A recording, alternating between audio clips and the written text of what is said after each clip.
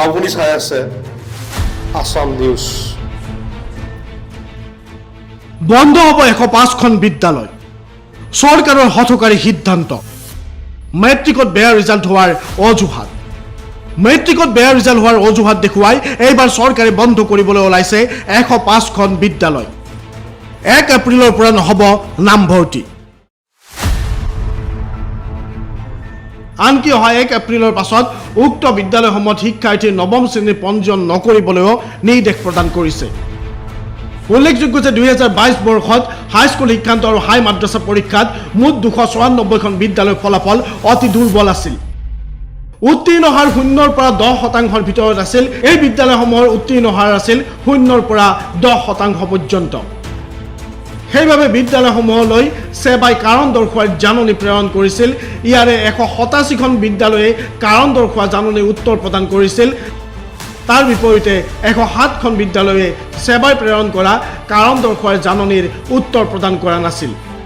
উত্তৰ নিদিয়া 107খন বিদ্যালয়ৰ ভিতৰত 105খন বিদ্যালয়ৰ স্বীকৃতি বাতিল কৰিছে এতিয়া সেবাই।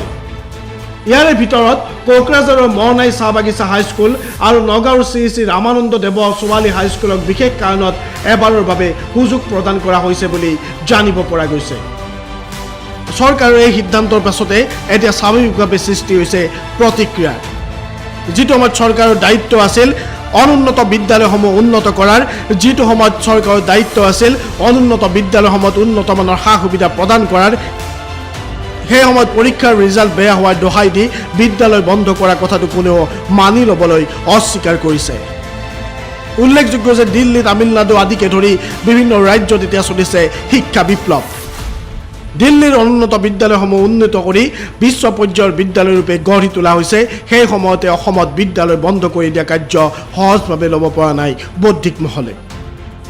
এই বিদ্যালয়সমূহ বহু কষ্টেৰে স্থাপন কৰা হৈছিল। এই বিদ্যালয়সমূহৰ আঁৰত আছে একগৰাকী ব্যক্তি বা একাধিক ব্যক্তিৰ শ্ৰম। বিভিন্ন ঘাত প্ৰতিঘাতৰ মাজেৰে এই বিদ্যালয়সমূহ স্থাপন কৰা হৈছিল। কিন্তু কেৱল ৰিজাল্ট বেয়া হোৱাৰ বাবেই এই বিদ্যালয়সমূহ বন্ধ কৰাটো কেতিয়াও মানি ল'ব পৰা বিষয় নহয়।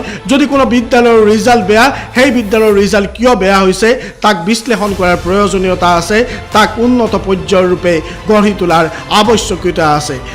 তেনে নকৰি চৰকাৰে যি হঠকাৰী সিদ্ধান্ত লৈছে, সেই সিদ্ধান্তক লৈ এতিয়া ৰাজ্যজুৰি প্ৰতিক্ৰিয়াৰ সৃষ্টি হৈছে। চেনেলটো ছাবস্ক্ৰাইব কৰিবলৈ নাপাহৰিব।